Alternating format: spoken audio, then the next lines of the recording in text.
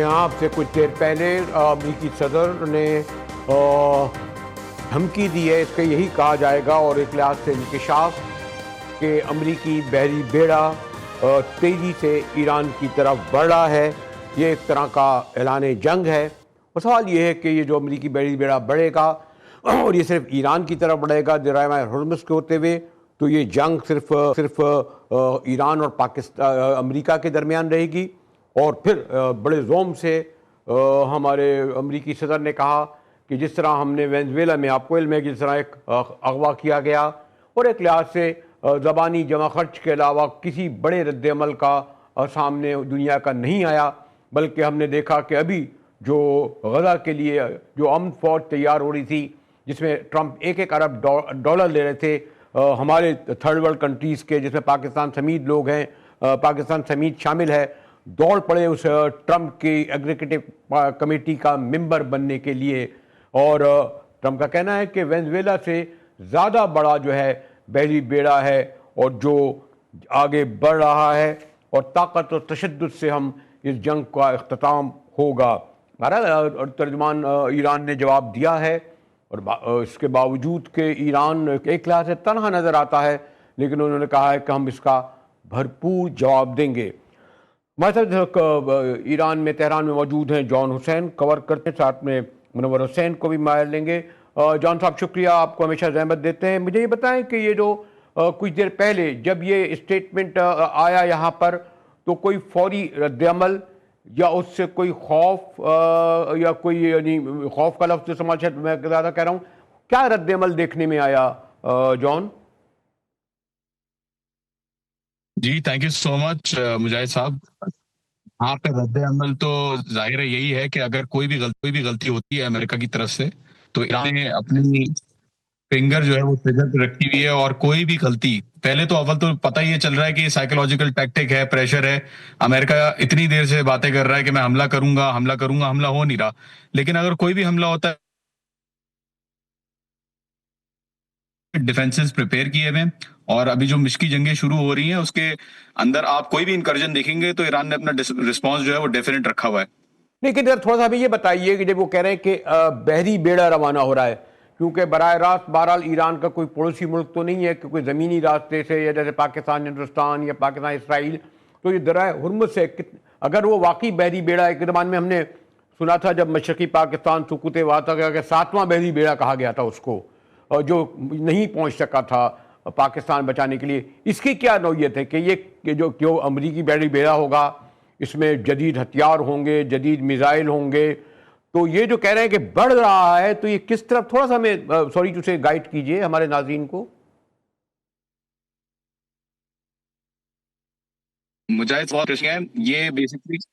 जी, ये इंडो पाक कॉम से ये सेंटकॉम की तरफ इसको रवाना किया जा रहा है। और जो टेक्नोलॉजीज बताई जा रही हैं इसके साथ मुख्तलिफ वेसल्स हैं, बहरहाल एयरक्राफ्ट कैरियर के साथ। लेकिन यही बुत इसराइल ने भी बनाया हुआ था आयरन डोम सिस्टम के हवाले से। और जब जंग हो रही थी तो ये कहा जाता था कि इसराइल के खिलाफ ईरान कुछ भी नहीं कर पाएगा क्योंकि आयरन डोम इम्पेनेट्रेबल है।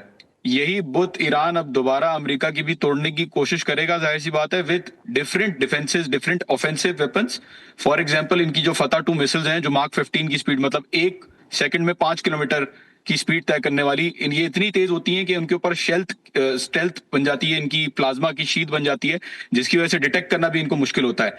तो उसका बराज ये रिलीज करेंगे एयरक्राफ्ट कैरियर के ऊपर। और एयरक्राफ्ट कैरियर खुद से कितना ही काम कर सकता है ये तो ईरान के ऊपर जब हमला करेगा अमेरिका, उससे बाद पता चलेगा कि इसका किस तरीके से उसको जो है वो ईरान डाउन कर सकता है या नहीं कर सकता। बहरहाल ईरान के वाटर्स में अभी तक, मैं क्लियर कर दूं, ईरान के वाटर्स में अभी तक नहीं आया। ये सेंटकॉम के अंडर आ गया, लेकिन ईरान के जो मैरीटाइम बाउंड्रीज है उसके अंदर एंटर नहीं हुआ है अभी तक। जी डॉक्टर मुनव्वर, एक तो ये कि क्या हम इसको सिर्फ थ्रेट यानी धमकी समझे, लेकिन उन्होंने जब ये कहा है एक सुपर पावर के, और वेनेजुएला में उन्होंने करके दिखाया कि किडनैप किया, कि उन्होंने कहा ये बहरी बेड़ा बढ़ रहा है। और ये शायद मैंने कहा ना कि हम लोगों ने उस वक्त फॉल ऑफ ढाका के वक्त सुना था कि जी अमेरिका का 7वां बहरी बेड़ा जो है बढ़ रहा है।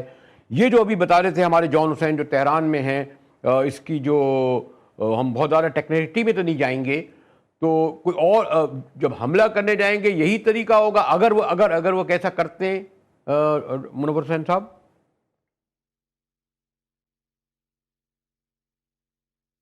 जी डॉक्टर मुनव्वर।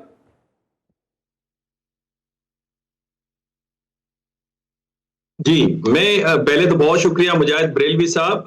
जिस तरह आपने सवाल पूछा, मैं समझता हूँ जो ग्राउंड रियलिटी है उसके मुताबिक तो अमेरिका के पास बहुत ही ज्यादा लिमिटेड ऑप्शन है। कोई बड़ा ऑप्शन नहीं है कि फुल फ्लेज वॉर की तरफ जाए, और उसकी बहुत सारी रीजंस हैं जो आप सवाल पूछेंगे तो मैं बताऊंगा। लेकिन सरे दस जो है वेनेजुएला ईरान नहीं है। एक तो वेनेजुएला अमेरिका का बैकयार्ड था, और अमेरिका की सीआईए का बहुत ज्यादा असर नफूस आज से नहीं 1898 से है, जब अमेरिका पार बन गया था दुनिया के अंदर, और जब क्यूबा फतह किया और मनीला पोर्ट पे भी उन्होंने अपनी धाक जमा ली थी। दूसरा ये कि अमेरिका डिक्लाइनिंग पावर है, और नई स्ट्रेटेजी के अंदर खुद अमेरिका ने कहा है कि हम पीछे हटेंगे और अपने बैकयार्ड तक महदूद रहेंगे। तीसरा ये कि ये जो जंग इस वक्त नजर आ रही है, जंग तो ना नहीं कहूंगा, क्राइसिस जो नजर आ रहा है, it is not because of American interest, it is because of Israeli interest. और खुद अमेरिका में डिबेट शुरू हो गई है कि क्या अमेरिका फर्स्ट पॉलिसी है या इजराइल फर्स्ट पॉलिसी है। मुझे यूं लगता है कि प्रेसिडेंट ट्रंप फंस चुके हैं उस डायलेमा में कि आगे आग और पीछे पानी है। अमेरिकन इकोनॉमी ये बर्दाश्त नहीं कर सकती, $6 बिलियन योमिया मकरूज हो रही है, जहां पे अंदरूनी तौर पे खलफशार नजर आ रहा है। और फिर जो इत्तेहादी हैं खित्ते में, सऊदी अरब, कतर, यूएई, और फिर उसके अलावा तुर्की, पाकिस्तान, इस अटैक में अमेरिका का साथ देने को तैयार नहीं है। यही वो वजह है कि जो फ्रस्ट्रेशन क्रिएट कर रही है प्रेसिडेंट ट्रंप की, और साथ में एप्स्टीन फाइल का प्रेशर और डायमेंशिया की बीमारी, मैं समझता हूं इसी वजह से डायलेमा है, और ये बहुत ही अहम किरदार अदा कर सकते हैं। डॉक्टर साहब बखत एहतराम, आप लोग तो अथॉरिटी का दर्जा रखते हैं, लेकिन गालिबन हिटलर के बाद ये दूसरा अनप्रेडिक्टेबल सुपर पावर का जो है सदर आया है, जॉन हुसैन। और इन्होंने अगर आप अमली तौर पर देखें, यानी अगर ये मरीज है, ये शख्स, ये एक अनापरस्त है, जिद्दी है। आपने देखा नहीं कि पूरा 1 साल तक इसराइल की सरपरस्ती करता रहा, 1 लाख फलस्तीनी बच्चे मरते रहे, हम लोग दिखाते रहे, कुछ नहीं हुआ। ये आपके इस दौरान जो है यूएई हुआ, सऊदी अरब हुआ, बहरीन हुआ, जितने भी अरब ममालिक थे उनकी तिजारत इसराइल से जारी रही। और अब तो जनाब वो ट्रंप की टीम में शामिल होने के लिए $1 अरब लेकर दौड़ पड़ने के लिए बाकायदा सब बस्ता 10 बस्ता लोग खड़े हो गए। तो मैं तो क्या कहेंगे, जो मैं थोड़ा सा मुनव्वर साहब से इख्तिलाफ कर रहा हूं कि हम ये अगर इसमें रहे कि जनाब नहीं वो नहीं कर सकता, वो ये नहीं करेगा, और हाँ ये तुर्की ये करेगा और बहरीन ये करे और कतर ये करेगा। सॉरी टू से अब तक किसी ने कुछ नहीं किया। ट्रंप ने जो चाह करा, जॉन हुसैन। जी मुजाहिद साहब, देखें ट्रंप ने जो चाहा करा, मैं आपकी बात से मुत्तफिक हूँ। बहरहाल मुनव्वर साहब से भी मैं उनकी बात से भी मुत्तफिक हूँ, क्योंकि देखें ट्रंप और अमेरिका हमेशा से इनकी हिस्ट्री रही है कि अगर ये हमला करते हैं या कब्जा करते हैं तो सिर्फ मजलूम के ऊपर और कमजोर के ऊपर करते हैं। यूक्रेन इनका जो साथी था जिसने उसके लिए nuclear weapons development programme waste कर दिया, जाया कर दिया, उसको जब रशिया के साथ लड़ाई करने की बात आई तो वहां पे अमेरिका ने कहा नहीं जी, हम तो रशिया के खिलाफ कुछ भी नहीं कर सकते, हम साइड पे बैठ के देखेंगे चीजों को। वियतनाम में ये 20 साल रुल के आए हैं, ये अफगानिस्तान में 20 साल रुल के आए हैं। सॉरी जॉन, वो दूसरी बदली हुई दुनिया है। वो पहले कोल्ड वॉर का जमाना था, सोवियत पावर एक सुपर पावर था। वियतनाम में 40,000 अमरीकी मारा गया था, कोरिया में 40,000 अमरीकी मारा गया था। सॉरी तो ये अब कोल्ड वॉर है, ये एक तरफा है। अफगानिस्तान में बहुत कम नुकसान हुआ उनका, 3-4 हजार अमरीकी मारे गए थे सिर्फ, इतना बड़ा उन्होंने गेन किया। मैं आज की मिसाल दे दूं, ये जो 2023 में हुतियों ने रेड सी बंद किया था ना, 176 वेसल्स को जो मारा था, एंड में ये हुतियों को भी खत्म नहीं कर पाए। मुजाहिद साहब इतने ताकतवर नहीं है कि ये हुतियों को भी डील कर लें। वो खजूर खाने वाले सादा रेगिस्तान में रहने वाले लोग, उनके साथ सीज फायर कर ली उन्होंने, कहा भाई हमारे साथ आप प्लीज लड़ाई नहीं करें, हम आपको नहीं मारेंगे। अच्छा चलिए जॉन, और थोड़ा एक गाइड कर दें जॉन। अगर ये वाकई कहते हैं कि ये बहरी बेड़ा रवाना हो गया है और तेजी से बढ़ रहा है, आप रडार में कब आएगा इनके, कब फासला तय करेगा? 12 घंटे, 24 घंटे? यानी जस्ट एज्यूम अगर हम कर लें ट्रंप की इस यादागोई को। जी मुजाहिद साहब, ये बहरी बेड़ा मैरीटाइम बाउंड्रीज के अंदर क्रॉस नहीं करेगा।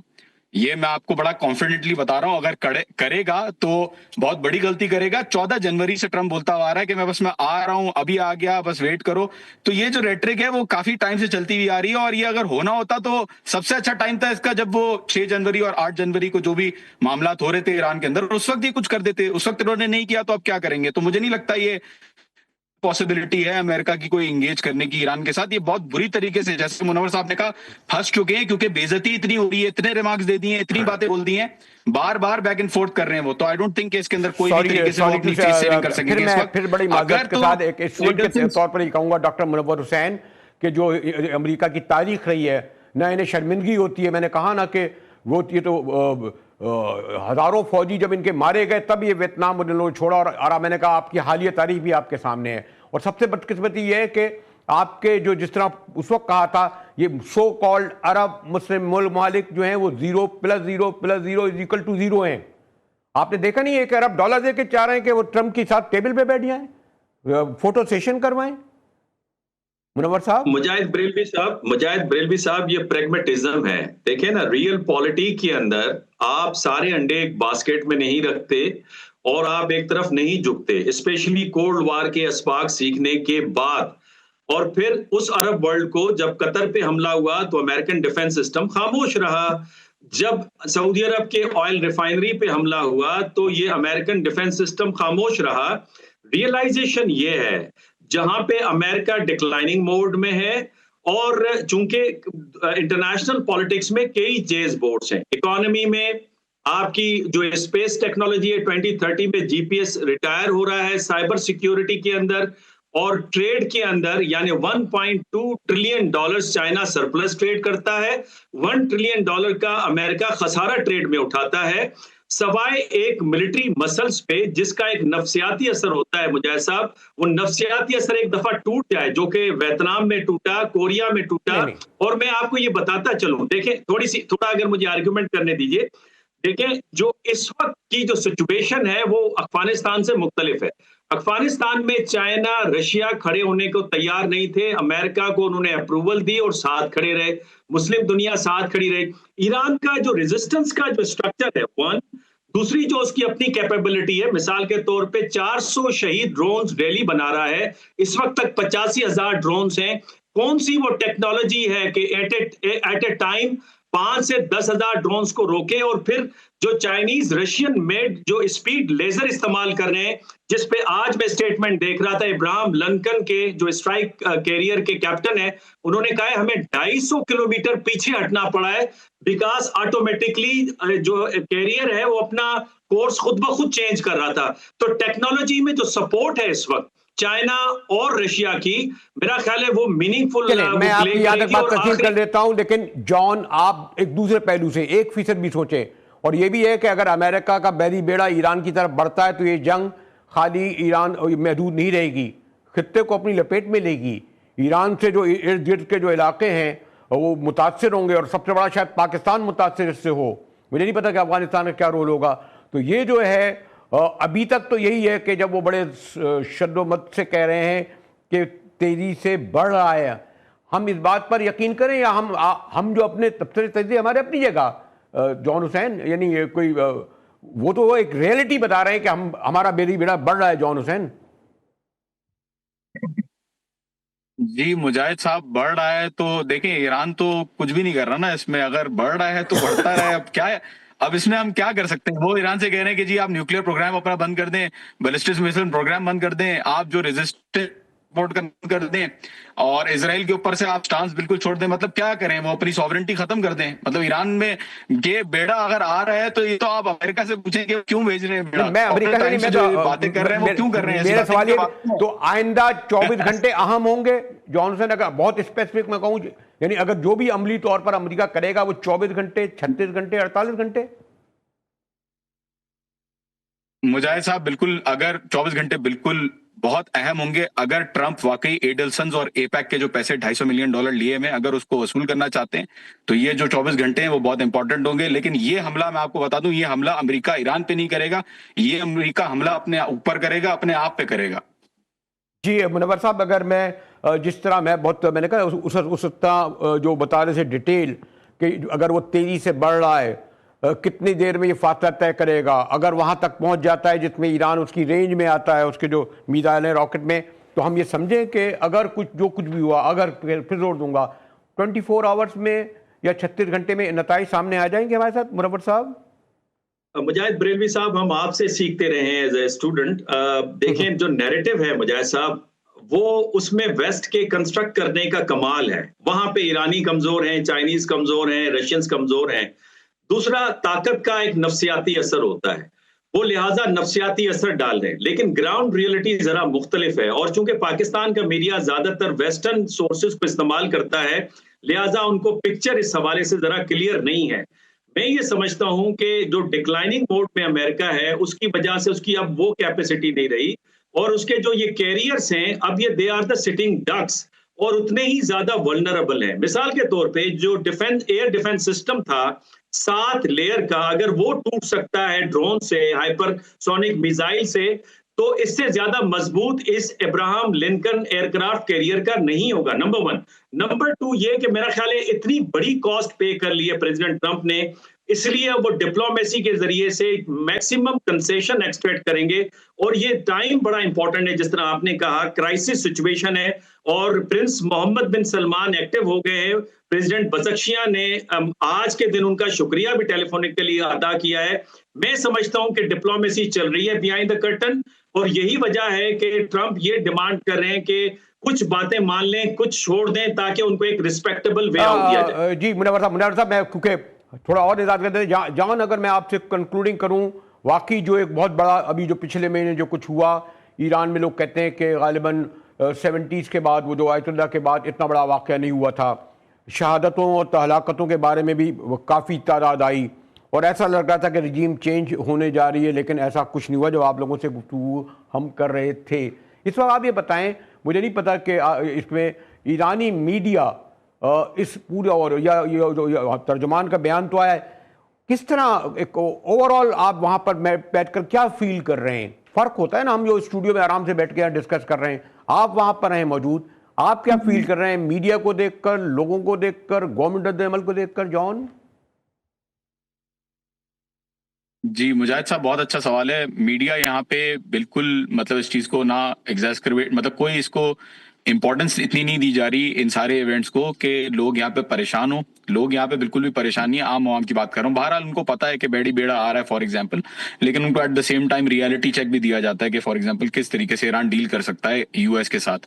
दूसरा ये कि जो ऑफिशियल्स हैं यहाँ पे, उन्होंने तो बिल्कुल डिसाइड करके रखा हुआ है कि यहाँ पे अमेरिका की किसी भी बात पे, देखिए निगोशिएशन के नाम पे अमेरिका बिल्कुल बुलाता है, लेकिन लास्ट टाइम भी जब अटैक हुआ था तो निगोशिएशन चल रही थी। उस वक्त 12 दिन की जंग जब स्टार्ट हुई, उससे पहले तक निगोशिएशन चल रही थी। तो अमेरिका की निगोशिएशन वाली बातों पे भरोसा बिल्कुल भी ईरान नहीं कर सकता। उन्होंने, ऑफिशियल्स ने बिल्कुल कह दिया है और वाज़ेह कर दिया है इस बात को। तो यहाँ पे तैयारी इस चीज की है कि अगर अल्लाह न करे कोई अटैक होता है तो they will respond accordingly, but at the same time they will not create any chaos with in their own society.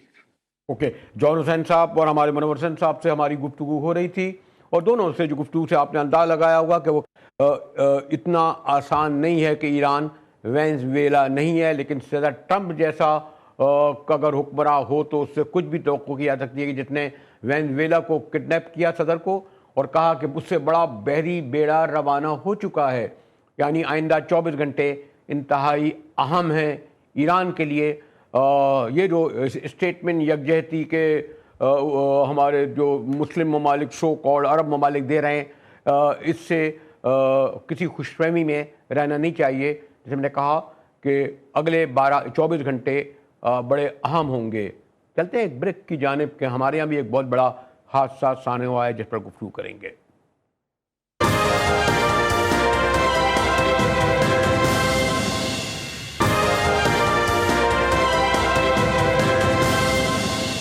जी हाँ, पूरा हफ्ता गुजर गया, बल्कि पीर, मंगल, बुध, और अब एक कमिश्नर साहब ने रिपोर्ट जारी की है। इस पर कितना यकीन किया जाए? हालांकि ये वाक़या सानिया इतना बड़ा था हालिया तारीख का कि इसमें तो अब तक जुडिशल कमीशन बन जाना चाहिए था, और एक यानी ये आम आदमी तक ये बता सकता है, इस जो रिपोर्ट में बताया है कि जनाब 22 मिनट बाद फायर टेंडर पहुंचा। हालांकि फायर टेंडर पहुंचने में 10 मिनट भी नहीं लगना चाहिए। रेस्क्यू जिसका अरबों का बजट है, कहते हैं जी वो तकरीबन 38 मिनट बाद पहुंचा। फिर इंतज़ामिया से अलग सवाल, मेयर से अलग सवाल, यानी और फिर सबसे बढ़कर ये कि हमारी दो बड़ी जमातों ने इसको गुल प्लाजा को अपनी सियासत का अखाड़ा बना दिया है, ना कि इन लोगों को, दोनों को इस वक्त इन लोगों के साथ खड़ा हुआ था। अभी भी दर्जनों लोग ऐसे हैं जो ये समझते हैं कि उन्होंने अपने डेड बॉडीज़ नहीं देखी, हड्डियाँ नहीं देखी, कि हमें उस वक्त तक यकीन नहीं आएगा। आज भी मैंने देख रहा था वहाँ मुजाहरा हो रहा था, गवर्नर साहब भी कह के चले गए जनाब वहाँ वो कर दो, 2 करोड़ रुपए दे दो। यह बड़ा अफसोसनाक अमर है। और मेरे साथ मोहतरम अतीक मीर साहब हैं और ताजरों की सियासत के हवाले से करीब से जानते हैं। शुक्रिया अतीक मीर साहब। आज मैं थोड़ा सा माजरत के साथ, हुकूमत अपनी जगह, बेहिसी मेयर की अपनी जगह, लेकिन पर्टिकुलरली ये जो गुल प्लाजा की इंतज़ामिया है, जिन्होंने अव्वल तो पहले ये कि इन्होंने सब कुछ आ चुका है कि जी पार्किंग में भी दुकानें खोल ली, आराम से उनसे छतों से उनकी मोटरसाइकिलें, गाड़ियां निकल गईं, आग रास्ते नहीं थे। अभी तक अंजुमन जो इनकी इंतज़ामिया है उससे किसी ने पूछा कि उनकी क्या क्या निग्लिजेंस थी और उनकी एक क्या, यानी सॉरी टू से ये कोई पॉपुलर सवाल नहीं होगा, कहेंगे जी मीर साहब जो ताजरों की सियासत करते हैं, लेकिन ये भी तो जवाबदेह है ना। एक गुल प्लाजा क्या बेशुमार जगहों पर ऐसे ही है कि एग्जिट नहीं है, इमरजेंसी नहीं है, वो ये जी क्या कहेंगे मीर साहब? मुजाहिद साहब, मैं आपकी बात से इनकार नहीं करूंगा। इसमें कोई शक नहीं है कि हर बात 80% ज्यादा मार्केटें पुरानी तर्ज तामीर के तहत बनी हैं, फिर उसके बाद वक्तन फवक्तन उनमें तोसी भी होती रही है, जिसमें SBCA के भी मामलात हैं। साथ ही मैं देखता हूं कि एमरजेंसी एग्जिट्स नहीं है। फिर किस तरह से फायर टेंडर्स मार्केटों तक रसाई हो, रास्ते कुशादा नहीं है, जैसे हम बोल्टन मार्केट में अब देखते हैं। इसी तरह इतनी ही मार्केटों में जो मैंने फीसद बताया, नाकिस वायरिंग है और फायर एक्सटिंग्विशर या फायर सेफ्टी मेजर्स नहीं, कोई मिसिंग कार नहीं है। हमारी गफलत है। लेकिन साथ ही देखिए, एक शहर है, हम तजावुजात करते हैं, इदारा आ जाता है, वो हमसे पूछता है कि ये माल क्यों बढ़ा के रखा है, माल उठा के ले जाते हैं, जुर्माना करते हैं। इसी तरह दूसरे जितने भी हम वायलेशन करते हैं, इस वायलेशन पर सरकारी इदारों ने कभी क्यों नहीं पूछा? क्योंकि सरकारी इदारों के आप लोग हाथ गर्म कर देते हैं। आम आदमी कहता है क्योंकि ताजिर हजरात उनके हाथ गर्म कर देते हैं। मैं बहुत ही मासूमाना लफ्ज इस्तेमाल कर रहा हूं, इससे ज्यादा भी कह सकता था, क्योंकि आप काबिल एहतराम है मेरे लिए। बिल्कुल, आपकी ये बात भी दुरुस्त है कि हाथ गर्म कर देते हैं। हाथ गर्म करने का मतलब ये है कि फिर दोनों कसूरवार हुए, सरकार भी और वो ताजिर भी। लेकिन साथ एक बात मैं कहूंगा, देखिए सरकार की भी तो जिम्मेदारी देखें।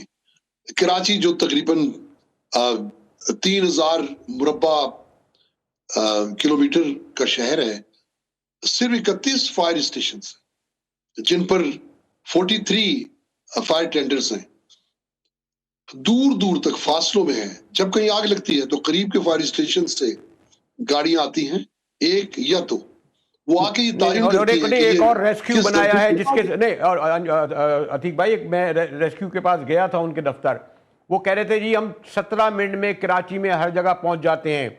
वो बड़े मेरे लिए कब हैं, मैं नाम नहीं लूंगा उनका, उनके पास मैंने कवरेज भी की थी। बड़ी मॉडर्न उन्होंने मुझे मोटरसाइकिलें दिखाई, मुझे गाड़ी दिखाई, एम्बुलेंस दिखाई। मुझे नहीं पता कि 17 मिनट, ये फासला तो खैर कोई PCA सोसाइटी से यहाँ तक का 17 मिनट का भी नहीं होता। ये एक अलग बात है कि रेस्क्यू तो है वो 38 मिनट बाद पहुँचा है। ये तमाम बातें मेरे रिकॉर्ड पर। लेकिन एक और बात आपके, क्योंकि वक्त कम है, ये मुझे बताइए कि जो मैंने अंजुमन ताजरान सिंध के सदर से भी पूछा था, ये जो पातशाह साहब है इसके प्लाजा के चेयरमैन, कि जनाब 1200 दुकानों के मालिकान, क्या मालिकान में कोई लापता हैं? क्या खुदा ना करे इनकी कुछ हैं?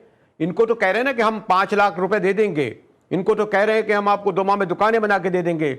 उन कस्टमर का क्या होगा? और आपको भी पता है कि बेशतर दुकानों में आम मुलाजिम 2-3 रखे गए होंगे, सब मालिकान रात के 11 बजे नहीं बैठते। तो सॉरी टू से, ये मैं कोई बहुत ही एहतियात से काम ले रहा हूं। असल में जो है लोग इन प्लाजाओं में जाना छोड़ देंगे अगर हुआ, जब ये हाल अगर देखेंगे तो ये तो मुझे बताइए ना कि अंजुमन से पूछा नहीं जाता ये जो इंतजामिया जो लेती होगी मेंटेनेंस के भी पैसे?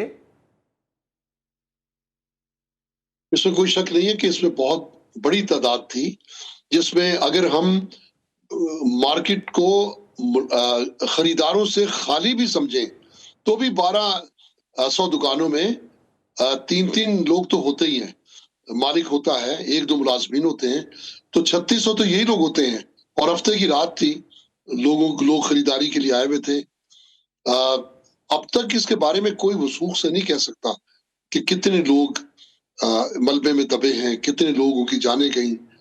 नहीं, आप दुकानदारों की तो दुकानें बना के दे रहे हैं ना दोमा में, 5 लाख रुपए भी उनको दे रहे हैं, लेकिन ये तो मालिकान को दे देंगे ना उनकी लिस्ट। अव्वल तो ये कहते हैं जनाब बड़े बड़े, मैंने जब पूछा अंजुमन ताजान उन लोगों से, कहने के क्योंकि बड़ी दुकानें थी, 1020 दुकानों की जगह 1200 बनाई गई। अव्वल तो कोई कहता है 700 की जगह बनाई, कहने की बड़ी दुकानों को हमने छोटा बना दिया। मैं आपसे इसे पूछ रहा हूं कि आप कमिटेड आदमी हैं, ये आप बिल्कुल बरीउज़्ज़मान नहीं कर सकते प्लाजा की जो इंतजामिया, जो उनके सदर साहब बयान दे रहे हैं बिल्कुल उनको? देखिए, जब तहकीकाती कमेटी बन चुकी है तो उसमें कम से कम जानिबदारी ना हो, इसलिए कि इस वक्त मैं देख रहा हूं कि हुकूमती सतह पे पूरी कोशिश की जा रही है कि इस हादसे का जिम्मेदार मार्केट कमेटी को करार दिया जाए। जबकि हम एक और बात भी कहते हैं कि हुकूमत अपनी सतह पे अपनी खामियां तो दूर करे। फायर सिस्टम, आपने भी रेस्क्यू की बात की, देखिए रेस्क्यू में अगर कोई ट्रेंड लोग होते तो ये लोग उस दौरान 4 दिन तक जलते रहे। कोई गोश्त की हांडी भी भूल जाता है ना रख के चूल्हे पे, तो आधे घंटे बाद वो स्याह हो जाता है। ये 4 दिन तक जले हैं, कहां गया रेस्क्यू? मैं नहीं समझता। छोटे सफर के लिए तो आपको हेलीकॉप्टर मिल जाता है, लेकिन वो जो वस्त में आग लगी थी, जहां हेलीकॉप्टर्स के जरिए केमिकल फेंकना लाजिम था, वो 4 दिन तक वहां तक रसाई नहीं थी, ना फायर टेंडर्स की रसाई थी, ना वहां तक कोई बाउंसर्स की रसाई थी, ना वहां पर कोई भी समझे कि नहीं पहुंचा। और मैंने ऐसी बेबसी की शक्ल जो वहां देखी, मैं खुद स्नार्कल पे चढ़ के देखा, यकीन जानिए मुजाहिद साहब। अतीक भाई, ये जो आज जो पता नहीं कमिश्नर की रिपोर्ट कितनी हकायक पर मुबनी है, लेकिन अगर वो ये एडमिट कर रहे हैं कि 22 मिनट बाद फायर टेंडर और 38 मिनट बाद रेस्क्यू 122 पहुंचे, अभी तक कोई बरतरफ हुआ? शायद तबादले हुए कोई सिक्योरिटी बल्दिया के, सिक्योरिटी वाला के, कोई ये सारे एक हैं, क्यों बरतरफ होगा? ऐसी तो रिवायत है ही नहीं ना। ये भी अपना जुर्म हमारी गर्दन पे डाल देंगे। मैं नहीं समझता इनकी कोई रिपोर्ट दुरुस्त होगी। ये अमवात को भी कम करके बताएंगे, ये कोशिश करेंगे इनका पैसा भी बच जाए, जो उन्होंने जहां बाग होने वालों के लिए 1-1 करोड़ का ऐलान किया है। अब देखिए ना, जो मट्टी हो गई, जो राख हो गया, जो खाक हो गया, वो किस बुनियाद पे ये उनसे पैसा लेंगे? तो इसलिए मैं समझता हूं कि फौरी तौर पर फौज के इदारों को ये मसला टेक ओवर कर लेना चाहिए। जो जिम्मेदार है उसको सजा मिलनी चाहिए और हकीकी रिपोर्ट सामने आनी चाहिए। मैं नहीं समझता सरकार का कि कोई कमीशन कोई हकीकी कोई ईमानदाराना फैसला कर पाएगा।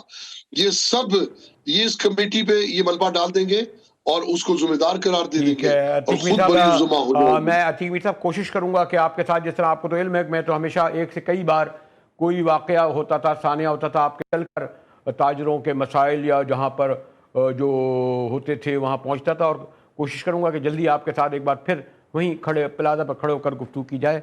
चलते हैं एक ब्रेक की जानिब, हमारे साथ रहिएगा।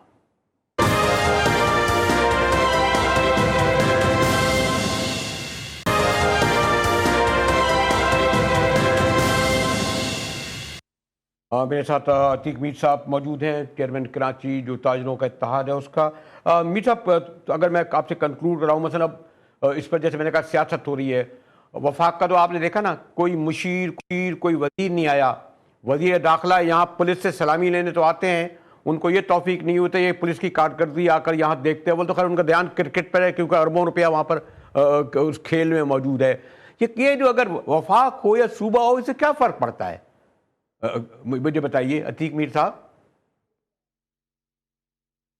कुछ लोग ख्याल जाहिर करते हैं कि अगर वफाक टेक ओवर करने मुस्लिम के मामलात या कराची के मामलात बेहतर हो जाएंगे।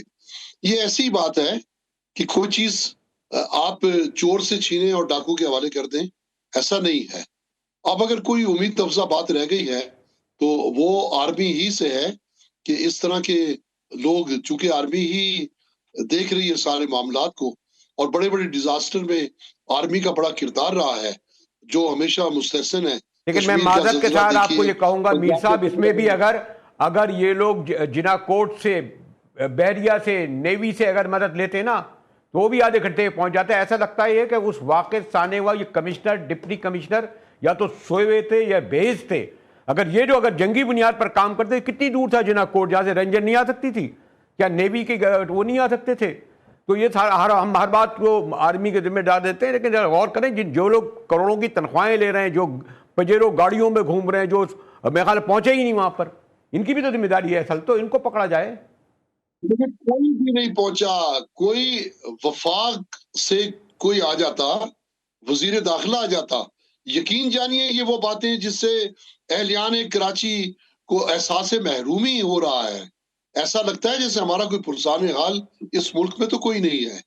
क्या था अगर एक चक्कर लगा जाते और कोई यहाँ इंसानी नाते से कोई हमदर्दी का क्या वो नाराज हो जाएंगे, कहते हैं अब पे शरीफों में डाल देते हैं, शरीफों का जी मरियों में शादियां हो रही थी, 23 घंटे तक लोग नहीं आए। इससे ज़्यादा क्या बात करूं। मीर साहब शुक्रिया। मुझे कहा जा रहा है कि आपके पास इतना वक्त है कि आपका शुक्रिया अदा करते हुए मैं जीती इजाज़त लूँ। मुजाहिद वली को इजाज़त दीजिए।